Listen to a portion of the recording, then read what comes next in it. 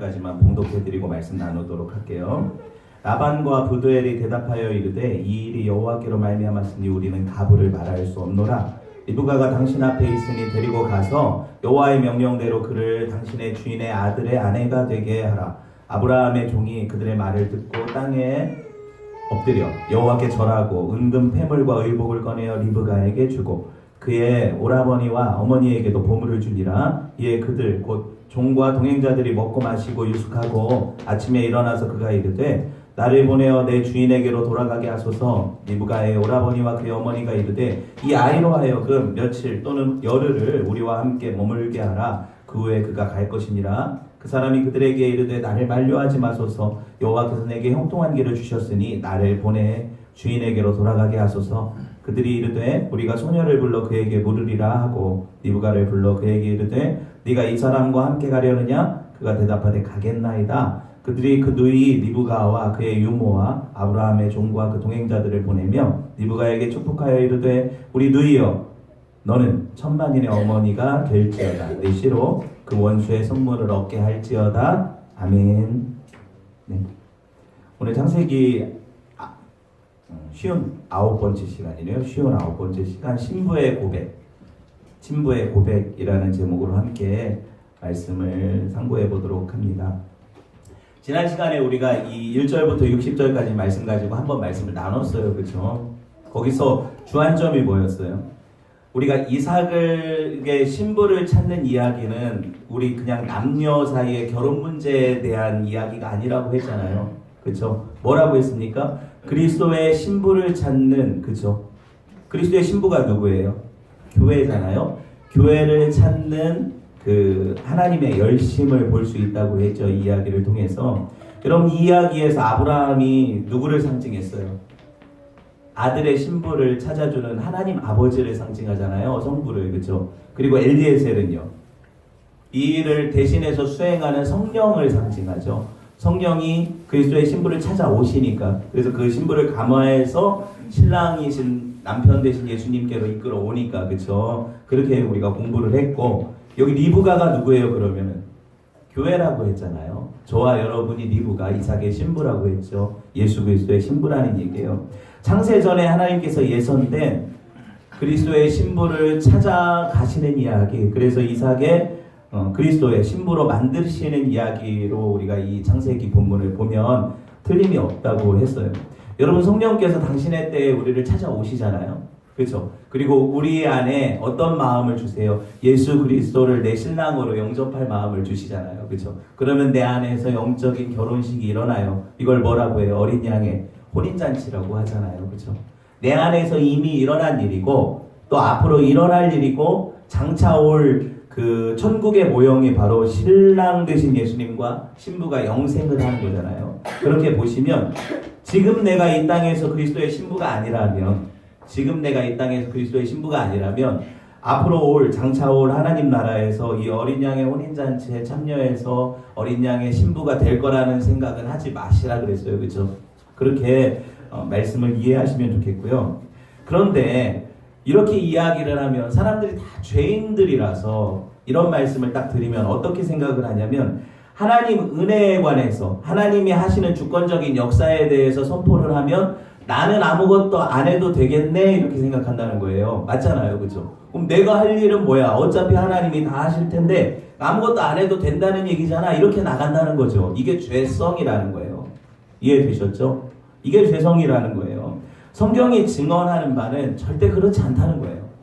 오늘은 좀 신랄하게 이 부분을 다루어 보려고 해요. 이거 어려운 말로 하나님의 주권과 인간의 책임이라고 하거든요. 사실 어려운 말 아니죠. 주권과 책임, 이것이 서로 이렇게 상치되느냐? 아니라는 거예요. 주권과 책임은 함께 가는 거예요. 그렇죠? 하나님의 다스리심과 나의 순종이 함께 가는 거예요. 그렇죠? 이거를 개혁주의에서는 어떻게 표현을 하냐면 하나님의 100% 주권 그리고 내 100%의 헌신이 맞물려서 주의 일이 일어난다고 하는 거예요.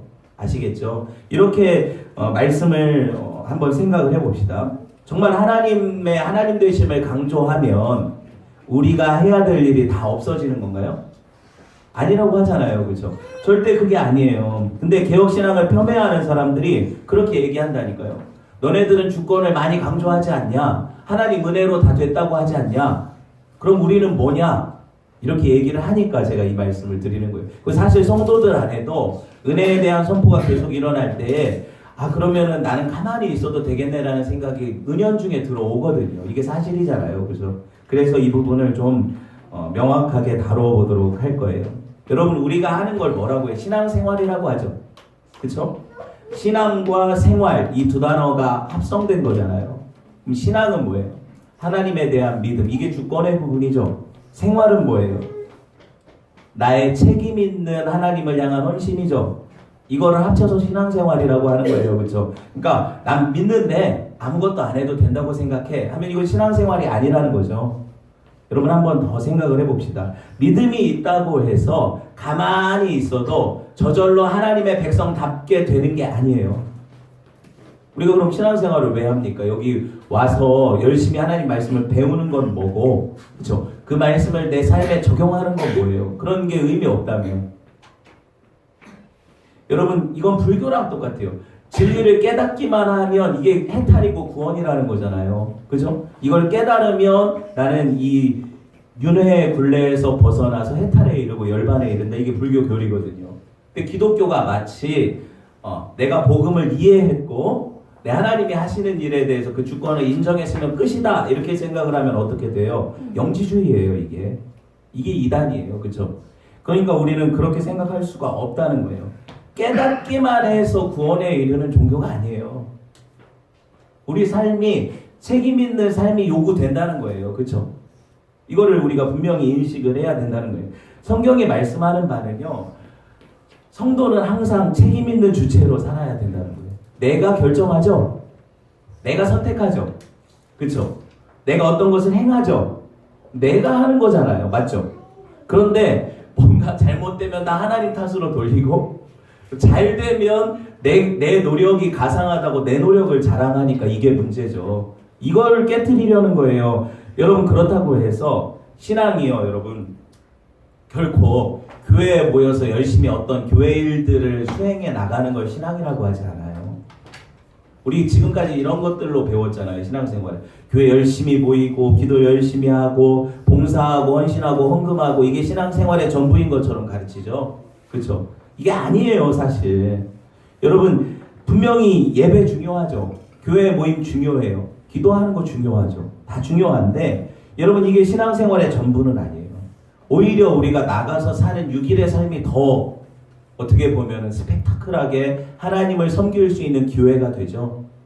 여기서 책임있게 살지 못하는 사람이 교회 와서 맨날 질질 짜고 회개하고 다시 새 힘을 얻어 나간다 그러는데 6일의 삶은 없어요. 게을러요. 여러분, 신앙은 게으름의 도피처가 아니라는 거예요. 그렇죠? 하나님이 아무것도 안 해도 다 책임져 주신다. 이거는 신앙이 아니라고요. 믿음이 아니에요. 그거는. 여러분, 그러니까 일부 몰지각한 사람들의 이야기대로 교회 열심히 모여서 이런 것들만 하면, 성도의 의무라고 규정된 몇몇 가지 있잖아요. 이런 것만 하면 신앙생활 끝났다 생각하면, 그래서 하나님이 내 신앙생활을 보고 복 주셔서 내 삶이 필 거라고 생각하면 이건 로또를 기대하는 거죠. 그 의미 없는 삶이에요.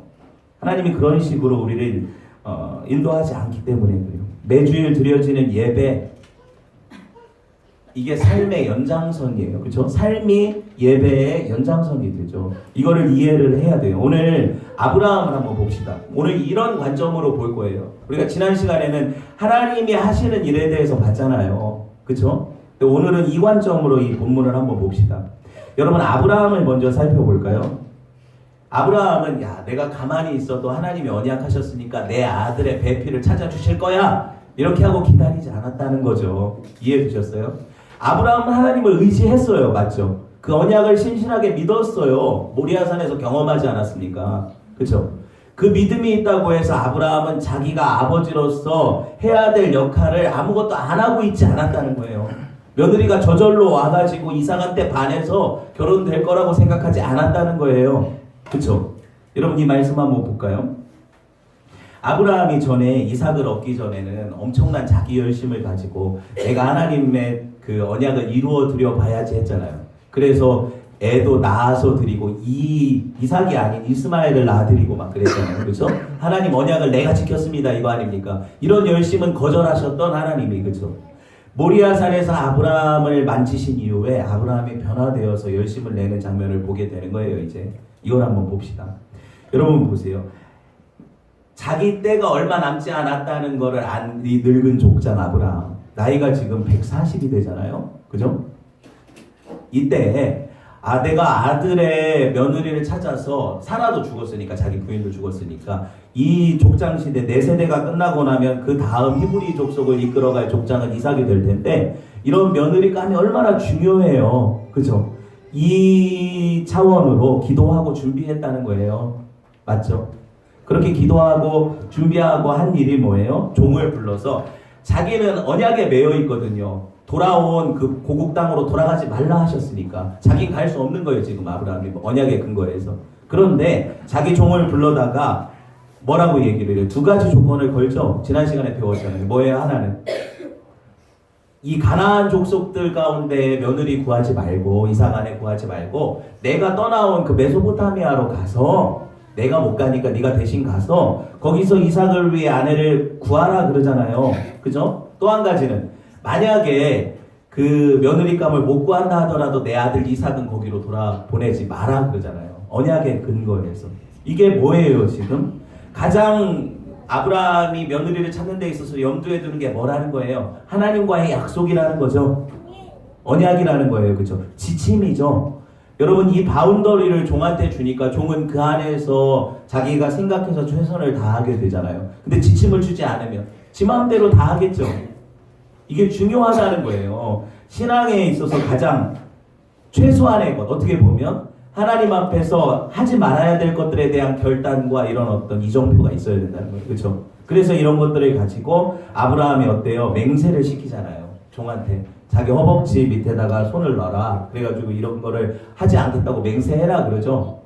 허벅지 밑에다 손 넣었다고 하니까 그게 뭐예요? 깔고 앉았어요? 이게 뭐예요?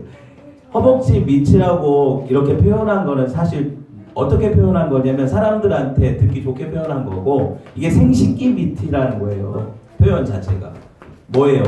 내 생명이 나오는 근거라는 거예요. 여기 맹세하는 건 생명의 맹세죠. 그래서 내 자손들이 잘 되고 흥하는 것도 하나님의 그 약속, 그 생명에 근거한 맹세에 의해서 되어진다, 이렇게 얘기하는 거예요. 그리고 이 원칙에 의해서 하나님께서 이 일들을 행하시는 것들을 보고자 했어요. 아브라함이. 그렇죠? 그렇게 맹세하게 되는 거죠. 여러분 보세요. 가나안 족속이 아니라 친족에게서 구해오라는 의미가 뭐예요? 신앙인들 가운데에서 며느리를 구하겠다는 의지 아닙니까? 맞죠? 어떤 사람들은 원래 그 아브라함이 믿지 않는 사람이었고 그 집안이 다 안 믿었는데 거기 보내서 며느리를 받아오는 건 신앙인을 구해오는 게 아닌 거 아니냐? 이렇게 얘기하잖아요. 근데 말씀 보면 안 그래요. 보세요. 50절 말씀 볼게요. 라반과 부두엘이 뭐라고 얘기를 해요? 엘리에셀이 설명하니까, 네, 이 일이 누구로부터 말미암았다? 여호와께로부터 말미암았으니 우리는 가부를 말할 수 없다. 내가 주장할 게 없다. 하나님이 하시는 일인데, 리브가가 당신 앞에 있으니 데리고 가서 여호와의 명령대로 그를 당신의 주인의 아들이 되게 하라. 아들의 아내가 되게 하라 그러죠.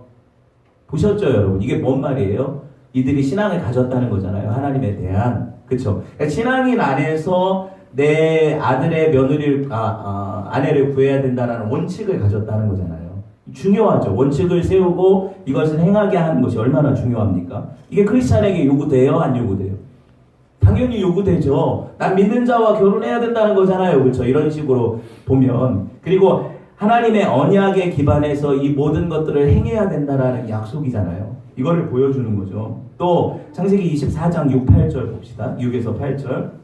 여기 보면 뭐라고 해요? 아까 제가 설명한 대로 안 오려고 하면 내 아들을 데리고 거기로 가지는 마라 굳이. 그쵸? 이런 얘기를 하는 거예요. 그리고 나서 이 사람 아브라함이 하는 얘기가, 하나님이 분명히 8절에 그 사자를 너보다 앞서 보내실지라. 이게 믿음 아닙니까? 이게 믿음이에요. 그쵸? 자기가 할 바를 행하지만 하나님이 인도하실 것을 계속 기대하는 거예요. 그러니까 내가 뭘 하죠? 하는데 하나님이 내 행위 가운데 하나님의 역사를 보이실 것을 기대하는 거예요. 이게 분리됩니까? 연합됩니까? 하나라는 얘기예요. 그렇죠? 이게 하나라는 얘기예요. 그래서 여러분 보세요. 아브라함이 그럼에도 불구하고 내 열심으로 이 이삭의 아내를 구할 거라는 그런 망상은 하지 않아요. 또 열심을 부리지만 볼까요? 8절 봅시다. 같이 읽어볼게요. 시작. 만일 여자가 너를 따라오려고 하지 아니하면 나의 이 맹세가 너와 상관없나니 오직 내 아들을 데리고 그리로 가지 말지니라. 보셨어요? 누구에게 속한 거다 이 일이?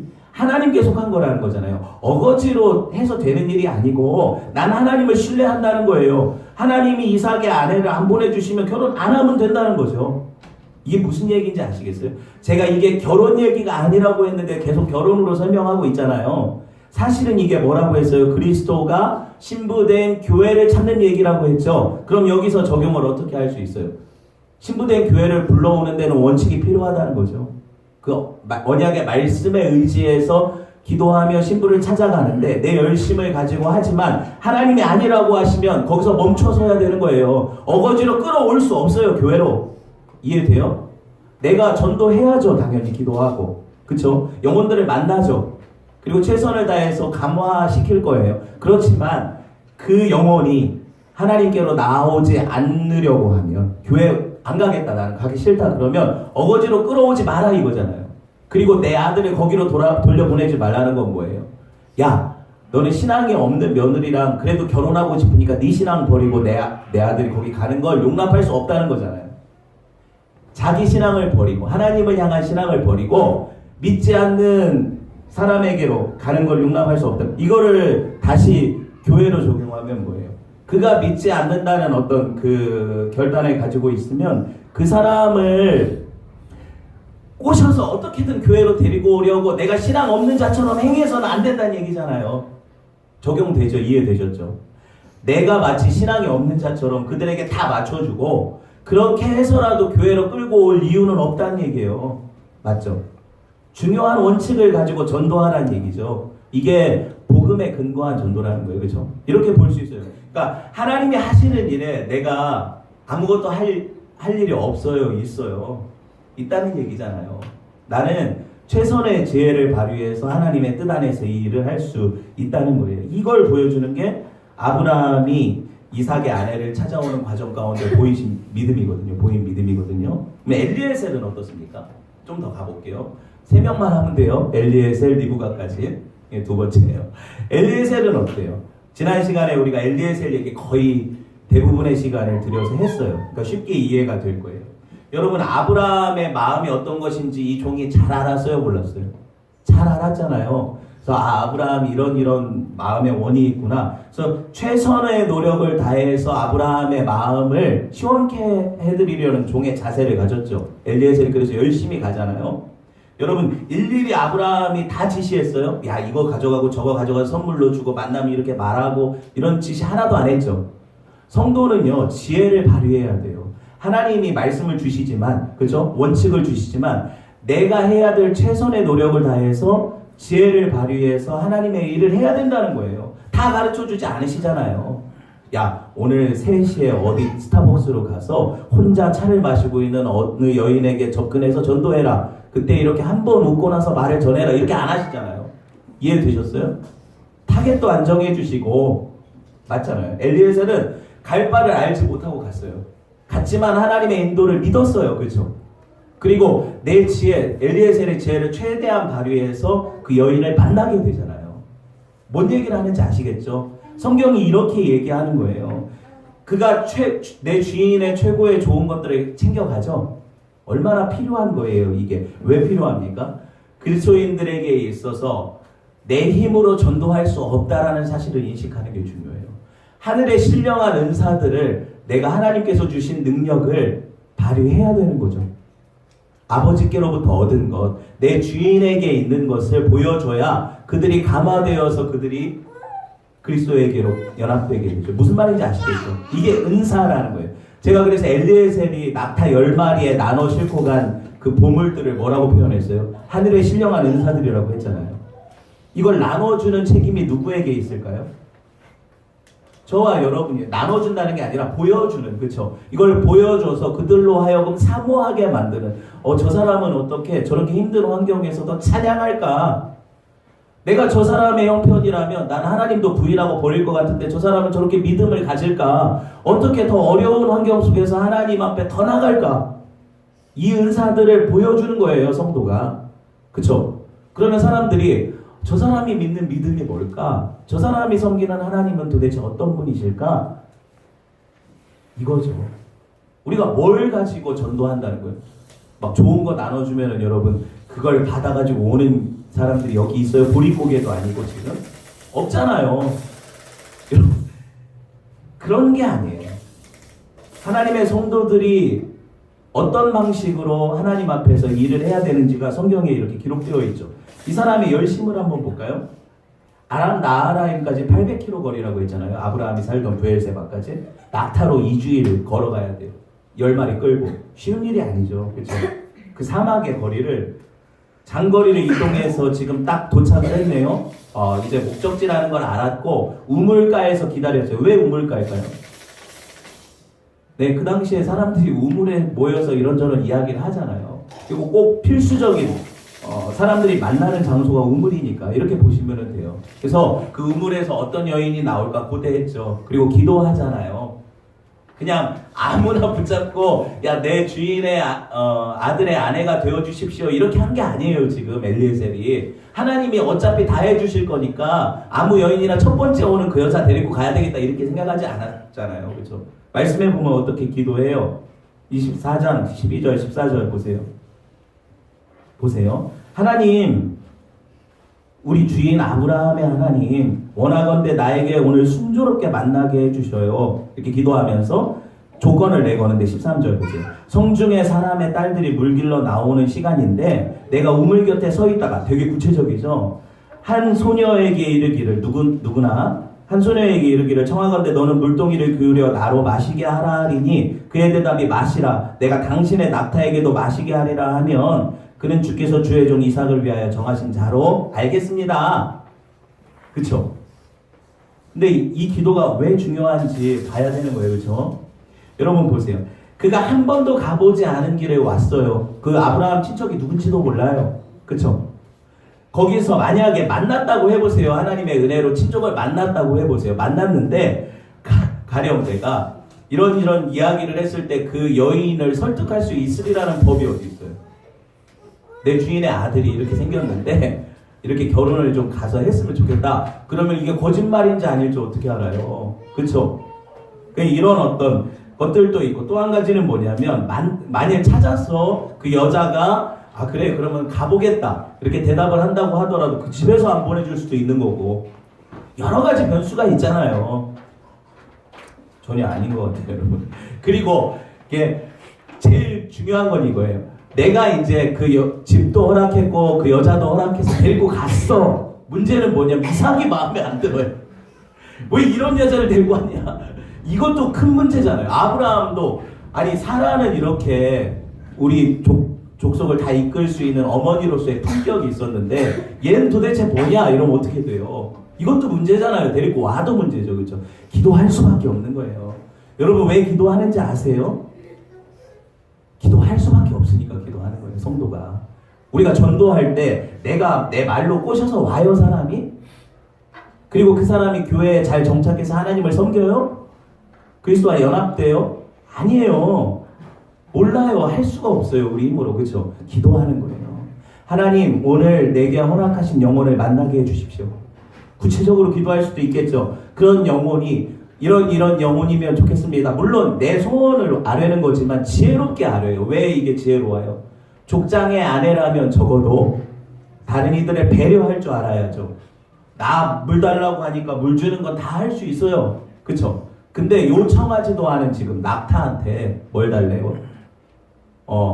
내가 물 달라고 했는데 나한테 물 주고 나서 자기가 자발적으로 내가 끌고 온 낙타들한테 물 주겠다 하는 여인이라면 족합니다. 왜? 얼마나 친절한 여인이에요. 그리고 얼마나 자기의 헌신과 수고가 있는 여인이에요. 수많은 족속들을 거느린 족장의 아내로서의 품격 있는 여인 아닙니까? 그렇죠? 그러니까 지혜로운 기도를 했다는 얘기를 하는 거예요. 지금 엘리에셀이. 그냥 하는 얘기가 아니잖아요. 그렇죠? 여러분 보세요. 보세요. 지금 하나님 얘기하시잖아요. 기도는 의미 없이 그냥 주저리 말을 되뇌이는 게 아니에요. 내 생각을 가지고 해야 돼요. 맞잖아요. 그렇죠? 내 기도가 틀리면 하나님이 고치신다고 했죠. 하나님 뜻에 맞게 합당하게 하나님이 바꿔가신다고 했잖아요. 그러니까 우리가 뭘 두려워서 기도하지 못하는 거예요? 혹시 하나님이 싫어하는 말을 내뱉을까봐? 그건 뭐예요? 결국에 내가 하나님을 잘 모른다는 증거죠. 하나님을 안다면 내가 하나님 앞에 할 말을 알게 돼요. 그래서 성경 공부하는 거잖아요. 그렇죠? 그리고 만약에 내가 이게 옳다라고 주장했던 것이 하나님의 뜻이 아니라고 하면 그걸 받아들일 수 있는 거절의 마음도 주시죠. 그러니까 하나님 은혜라는 거예요. 이 안에서 우리는 두려움 없이 하나님 앞에 기도할 수 있다는 거잖아요. 조금 더 가봅시다. 엘리에셀이 이제 리브가를 만났어요. 누구 태생이냐 물어보니까 부두엘 딸이래. 아브라함 친척이라는 거 알았어요. 하나님 은혜라는 거를 경험하잖아요. 그러니까 이 종이 어떻게 해요? 하나님을 찬양하죠. 하나님이 이렇게 만나게 하신 은혜를 경배를 하잖아요. 26절, 27절 볼게요. 여기 보세요. 하나님을 찬양하면서, 그쵸? 그분을 높이는 이 엘리에셀을 볼 수가 있어요. 이게 성도 자세 아닙니까? 성도가 어떤 영혼을 붙여주신 그 은혜, 하나님이 하신 일이라는 것을 인정하고 찬양하는 거예요. 이렇게 볼 수 있겠죠. 그리고 또 보세요. 리브가 따라서 부두엘의 집에 갔어요, 지금. 왜냐하면 허락받아서 딸 데리고 가야 되니까. 갔는데 이 종이 하는 태도를 보세요. 그 사람들이 자기 그 딸인 또 자기의 동생인 리브가한테 그 사람이 나누어준 은팔찌 뭐 그 값비싼 어떤 선물도 줬잖아요. 코걸이도 주고 막 줬잖아요. 그렇죠? 이걸 보니까 하란 같은 사람은 오빠거든요. 하란이 아니라 라반이라는 사람은 리브가 오빠인데 돈을 좋아해요. 나중에 야곱 이야기에 나와요. 엄청 돈을 밝히는 사람인데 이 라반이 진짜 눈이 뒤집힌 거예요. 그래가지고 이 종이 이렇게 많은 보물을 갖고 와서 내 동생을 데려간다고? 분명히 부자니까는 줘도 되겠다 생각은 했어요. 지금 돈 때문에 이러는 거거든요. 얘는. 그런데 이게 여러분 모형적으로 보면 뭐예요? 하나님이 보여주신 신령한 은사들을 맛보아서 그걸 사모하게 만든 거잖아요. 그렇죠? 그렇게 해서 그걸 탐하게 하고 그래서 그 이삭의 집에는 더 많은 것들이 풍성하게 있다라는 걸 지금 종이 증거를 하잖아요. 그래서 이 종이 엘리에셀이 하는 말이 다른 게 아니에요. 보세요. 며칠 좀 있다가 가라. 어차피 천천히 데리고 가도 결혼 어차피 보내줄 건데 이렇게 얘기하는 의도가 있어요. 좀 더 머물게 하면서 좀 더 뺏어내려고 하는 거거든요. 그런데 문제는 뭐냐면 이 종은 그 마음의 중심이 어디를 향해 있어요? 아브라함을 향해 있잖아요. 그렇죠? 그래서 뭐라고 대답을 해요? 49절에 보면 당신들이 인자하심과 진실하심으로 내 주인 아브라함을 대접하려거든 내게 알게 해주십시오. 지금 뭐예요? 데리고 갈 수 있는지 딸을 좀 알게 해주십시오. 그래서 내가 그걸 먼저 행하기 원합니다. 밥을 차려놓고 편안한 안락한 잠자리를 해놨어요. 거부할 수 없는 유혹이잖아요. 2주나 그렇게 사막에서 고생하고 왔잖아요. 지금 쉴 수도 있고 좀 즐길 수도 있고 먹을 수도 있는데 그거 다 마다하고 하는 말이 내 주인이 기다리고 있어요. 난 지금 여기서 이걸 누릴 사람이 아니에요. 지금 난 이 일을 하러 온 겁니다. 자기 사명을 하는 게 크리스찬이죠. 이 땅이 뭐가 그렇게 대단하게 즐길 게 있어요. 내 하나님 계신 그곳이 사모가 돼야죠. 이게 성도라는 거예요. 나 돌아가고 싶어요. 내 주인의 마음을 시원케 해드리는 것이 내 목적이고 이 땅에 내가 존재하는 이유입니다. 이거 아닙니까? 이렇게 고백을 하니까 더 이상 만류를 못하죠. 그래서 하는 말이 뭐예요? 그러면 우리 딸한테 물어보겠다 그러잖아요. 근데 딸이 뭐라고요? 내가 가겠습니다 그러잖아요. 뒤통수 맞은 거죠. 이렇게 볼 수가 있어요. 여러분 보세요. 엘리에셀이 자기를 자랑하지 않았어요. 내가 얼마나 유능한 종인지, 아브라함이 나를 얼마나 신뢰해서 원래 아들 없을 때는 나한테 재산을 물려주기까지 하려고 했던 그런 사람이 나다라고 얘기하지 않아요. 엘리에셀이 자기 종이라고 하죠. 자기는 뭐라고 고백을 해요? 내 주인의 집에는 얼마나 풍성한 것들이 있는지. 누굴 자랑하는 거예요? 주인 대신 하나님을 자랑하는 거잖아요. 이게 성도의 고백이라는 거예요. 성도가 내 힘과 내 능력으로 내가 이렇게 지위가 있어서 다른 사람들을 예수 그리스도께로 이끌어 올 수 있다고 생각하는 것 자체가 문제라고요. 그런 거 아니에요. 아무리 세상에서 별 볼 일 없는 사람도 가진 게 있어요. 그게 뭐예요? 보아 되신 하나님 하늘에 신령한 것들은 다 은사로 받잖아요. 이걸 자랑할 수 있잖아요. 이 복음이잖아요. 그죠? 내 자랑이 아니에요. 하나님을 향한 자랑이. 그죠? 이 자랑을 하니까 어떻게 해요? 더 이상 거절하지 못하고 주게 되는 거예요. 여러분 보세요. 하나님 아버지의 마음을 알면 성도는요, 그 아버지가 얼마나 잃어버린 영혼들을 향한 애타는 마음을 가지신가를 알게 돼요. 그쵸? 그 영혼들을 기다리시는 아버지를 생각하면 그 영혼들에게 전도하고 그들을 주께로 이끌어 드리는 그 일에 주저할 수가 없어요. 지금 엘리에셀의 얘기가 이거예요. 더 이상 그렇게 내가 이 땅에서 더 누리고 그 사람들하고 호의호식하는 게 목적이 아니거든요, 지금. 맞죠?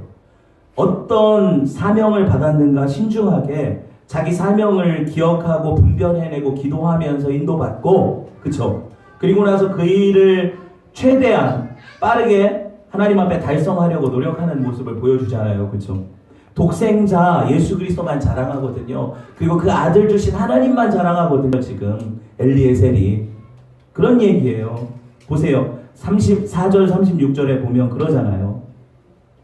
나의 주인에게 크게 복을 주셨다 하나님. 그래서 소와 양과 은금과 낙타와 나귀 이런 게 너무 많다. 우리 주인의 집에는 내 하나님을 영접하고 내 예수 그리스도를 영접하고 하나님의 자녀가 되면 누릴 수 있는 하늘의 복이 얼마나 많은지 아냐?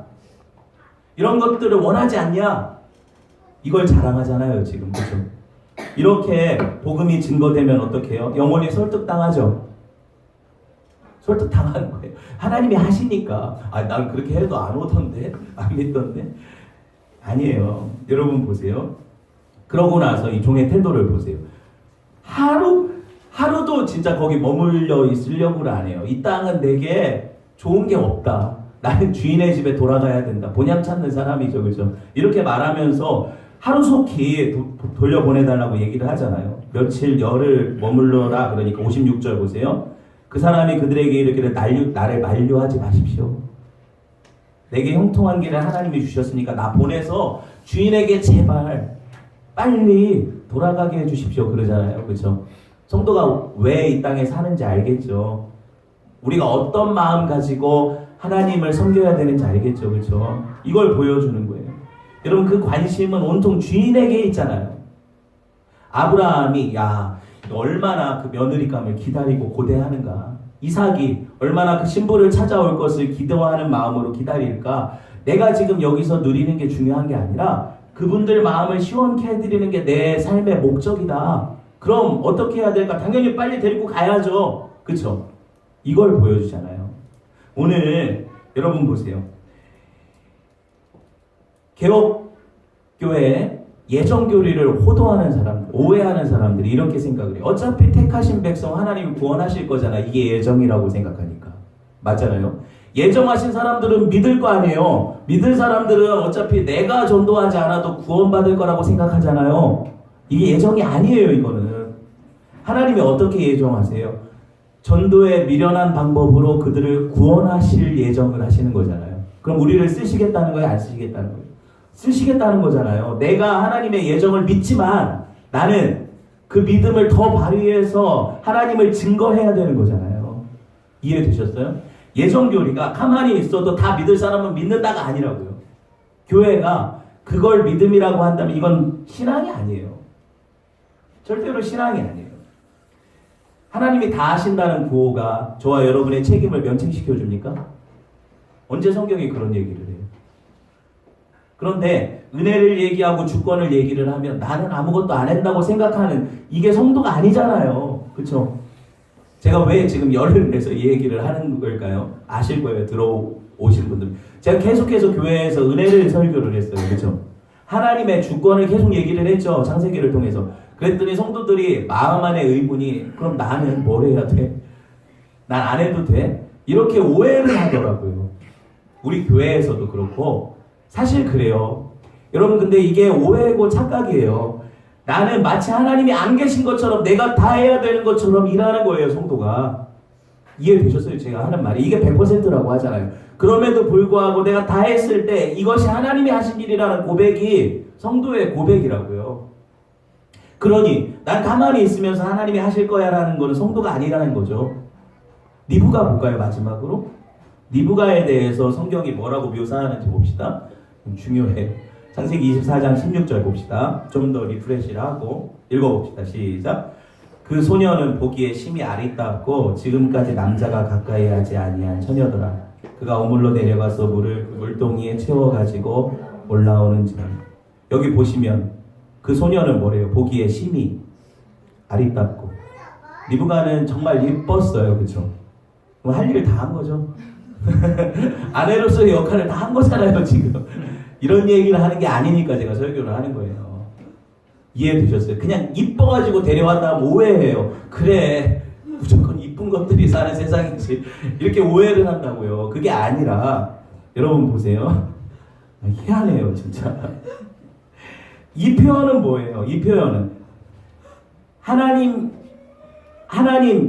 예수 그리스도에게 신부된 교회는 그렇게 예쁘다는 거예요. 이해되셨어요?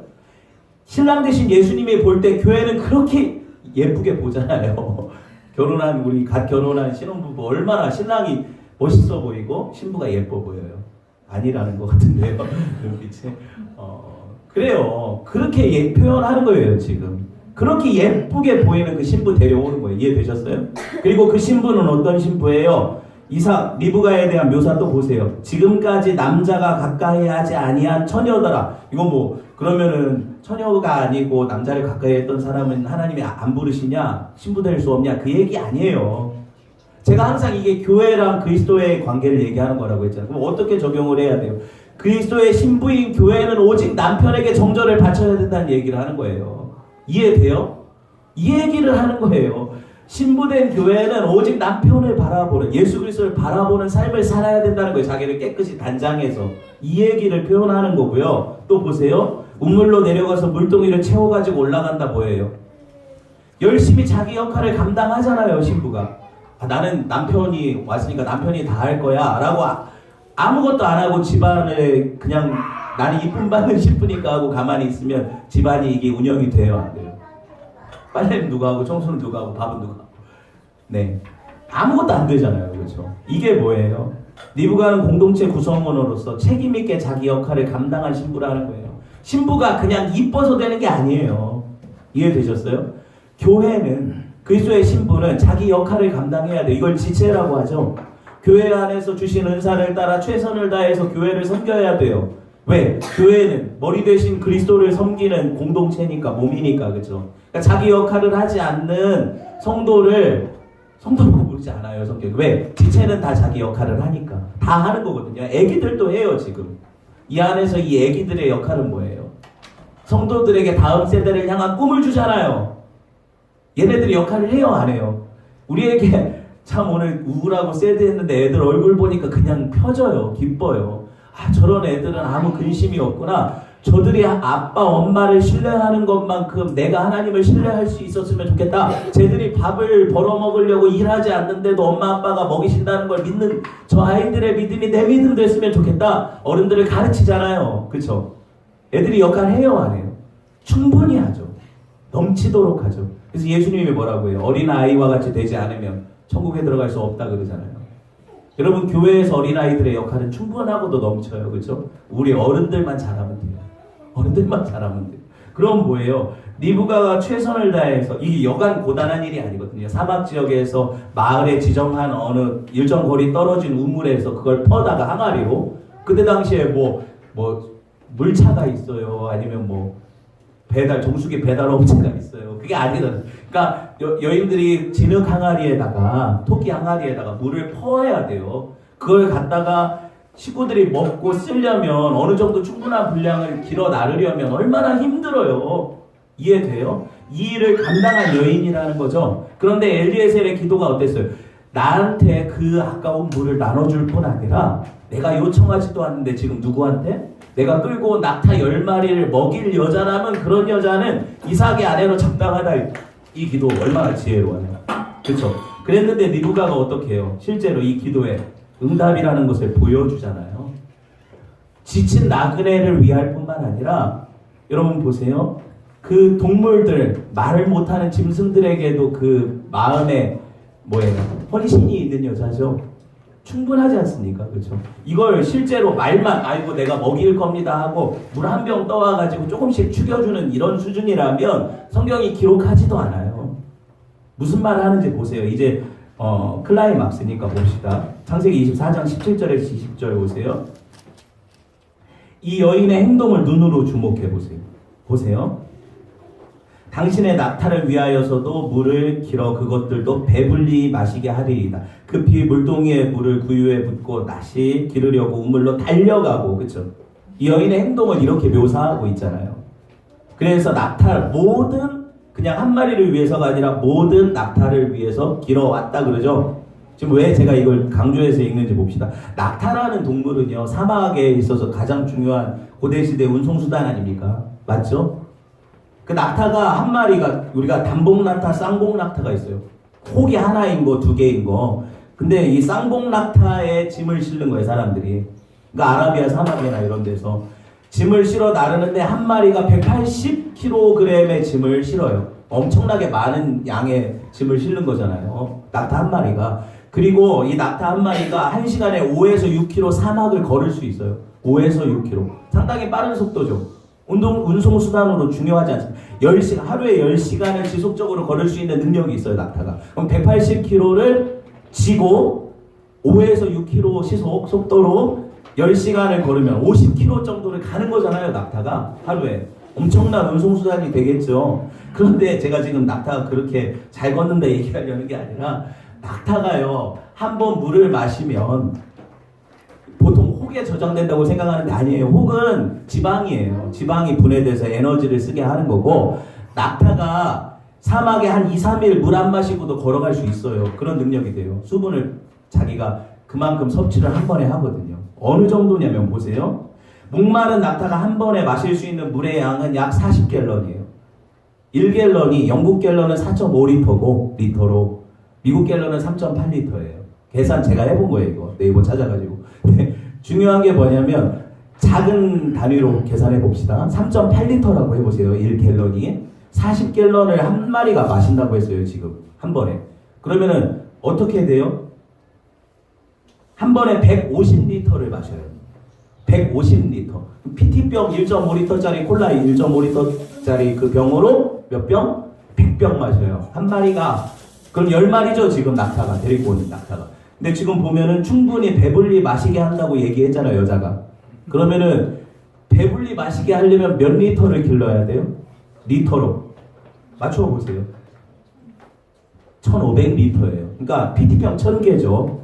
근데 항아리 규격을 몰라요. 그 당시 규격을. 그 여자가 물 길러오는 항아리. 이게 몇 리터 들어가는지 저는 모르는데, 만약에 성인 여자가 10리터를 한 번에 나를 수 있다고 제가 가정을 해봤어요. 그래서 계산을 하니까 100번을 떠야 돼요.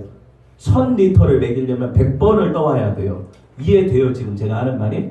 만약에 힘이 세, 리브카가. 그래서 20리터를 한 번에 나를 수 있어. 그러면 50번 왕복해야죠. 우물이 바로 옆에 있다고 생각해도 50번 떠다 먹이는 건 보통 수고가 아니에요. 근데 우물이라는 게 그 당시 지형적으로 보면 오아시스 얘기하는 거거든요. 오아시스는 어느 정도 굴곡이 진 지형을 내려가서 그 언덕배기에서 떠야 되는 거예요. 그래서 올라와야 돼요. 지형들이 그래요. 그럼 보세요. 그 왕복을 50번 했다고 해보세요. 힘이 센 여자가. 그 몇 시간 걸릴 일이거든요, 이게. 생각해보세요, 여러분.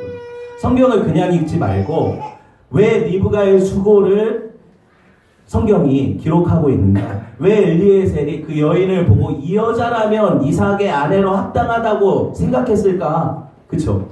충분히 생각할 수 있는 얘기잖아요. 건강해요, 일단. 야, 이거 20리터를 50번 왕복해도 건강하고 10리터를 100번 왕복해도 대단히 건강한 여자죠. 일단 건강해요. 또 한 가지는 뭐예요? 아까 얘기했다시피 그 수고를 아끼지 않아요. 그쵸? 얼마나 대단합니까?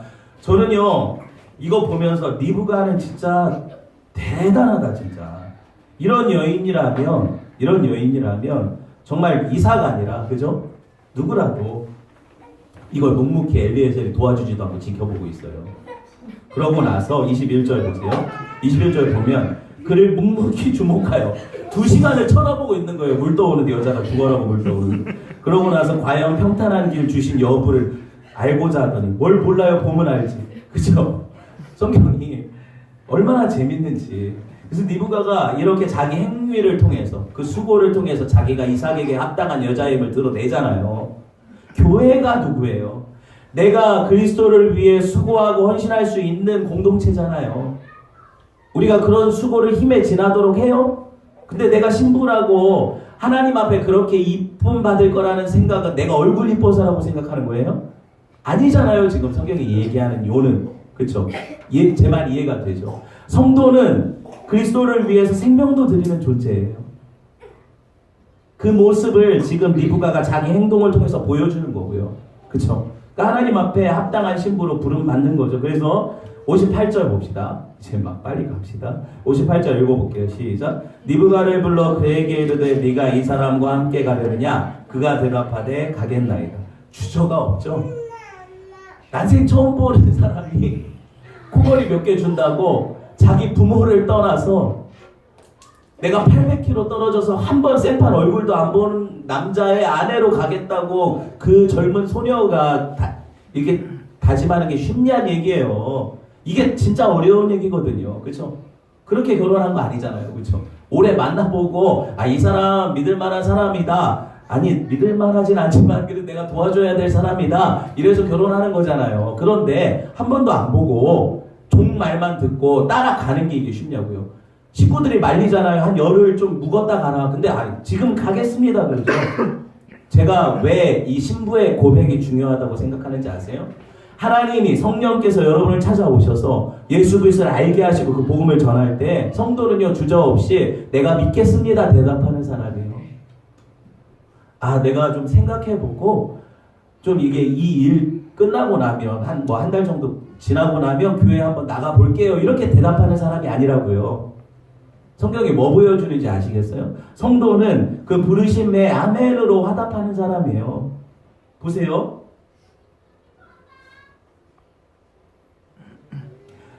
돌이켜보면 목소리가 이상해졌어요. 돌이켜보면 이게 다 정해진 일이잖아요. 하나님의 예정이잖아요. 리브가를 이삭의 아내로 창세전에 예정하셨을 거 아니에요. 가만히 있어도 다 될 거라고 생각한 사람이 하나도 없잖아요. 지금 무슨 말인지 아시겠어요? 교회가 이렇게 해야 돼요. 누군가 언젠가 교회 성도들이 올 거야 택하신 사람이라면 여기 와서 예배할 거야가 아니라 그 사람을 찾아 나서는 수고, 그 원칙에 따라 기도하고, 그쵸? 불러와서 하나님 앞에 헌신을 드리게 하는 그 예수 그리스도의 신부를 중매하는 일을 누가 해야 돼요? 교회가 하는 거예요. 그쵸? 그 일에 하나님이 우리를 부르신다는 거예요. 저는 가겠습니다. 이 결단을 보면 저와 여러분이 진짜 하나님 앞에 이런 결단이 있는가 생각해요. 아브라함 된 게 뭐예요? 부르심 받았을 때 본토, 친척, 아비집을 떠나온 거잖아요. 사라가 사라 된 게 뭐예요? 아브라함 따라서 본토, 친척, 아비집을 같이 떠난 거잖아요. 리브가가 이삭의 아내의 요건으로 제일 중요한 게 뭐예요? 본토, 친척, 아비집을 떠나는 거잖아요. 즉각적으로 부르심에 순종해서. 그러니까 족장인 거죠. 이해돼요 지금 얘기가? 제일 중요한 건 이거예요. 여러분 우리는 예수 그리스도를 믿을 기회가 언제나 주어진다고 생각하면 안 돼요. 성도는 세상을 등지고 십자가를 바라보는 자를 성도라고 해요. 하나님이 부르실 때에 잠깐만 더 좀 계산해보고 따를지 말지 결정하겠습니다 하는 걸 성도라고 부르지 않는다고요. 내 계산은 하나님께 맡기고 내 최고의 헌신을 주께 드려서 응답하는가 나아가는 게 신부예요. 그 신부의 고백이라고 하는 거예요. 말씀을 마치려고 해요. 아가서에 보면 오늘 이 리브가와 비슷한 여자가 하나 나와요. 술람미 여인이죠. 예루살렘 딸들이 놀려요. 그 햇빛에 다 타가지고 이렇게 시커먼 여자. 저기 네가 뭐가 이쁜데 솔로몬 왕이 너를 좋아하냐? 놀리거든요. 그런데 이 술람미 여인은요. 그 왕의 포도원을 열심히 가꾸다가 얼굴이 새카맣게 그을린 거예요. 최선을 다해서 예루살렘 여자들은 치장하고 막 온갖 자기를 꾸미는 일에 열심히 율법주의거든요. 이렇게 했는데 그 여인은 주를 향한 최고의 헌신으로 자기 살이 그렇게 새까맣게 타서 밉게 보일 그런 것도 다 각오해가면서 헌신한 여인이에요. 그래서 아가서에 보면 여러분이 제일 좋아하는 찬양이 이거잖아요. 나의 사랑 나의 사랑, 나의 어여쁜 자야. 안 이뻐요. 얼굴로 보면 안 이쁘다고요. 시커멓고 훨씬 막 예쁜 여자들 많은데 솔로몬에게 가장 예뻐 보이는 여자는 누구냐면 이 술람미 여인이에요. 그리스도와 교회의 이야기예요. 우리가 하나님 앞에 난 구원받았으니까 망고 땡이다. 어차피 대충 살아도 천국 가니까 어차피 나를 그 지옥으로 이끌 사람 없으니까 그냥 이제 예수 믿었으니까 편하게 살자 하는 걸 성도라고 부르지 않는다. 주를 향해 최선의 노력을 다하고 마치 내가 구원 못 받은 자인 것처럼 그래서 내가 구원을 받아낼 자인 것처럼 헌신하는 사람. 그런데 이미 나는 그리스도의 신부로 예정된 사람이에요. 그런 은혜가 일어나야 돼요. 성도는 그런 걸 성도라고 하는 거예요. 말씀을 맺는다고 했죠. 신부 됩시다. 그리스도의 신부가 됩시다. 그런 은혜가 저와 여러분의 있기를 축원을 드립니다. 우리 함께 주신 말씀 가지고 기도합시다.